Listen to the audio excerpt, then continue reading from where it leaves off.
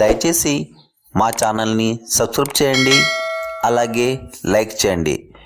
మీరు లైక్ చేస్తే మాకు సపోర్ట్గా ఉంటుంది.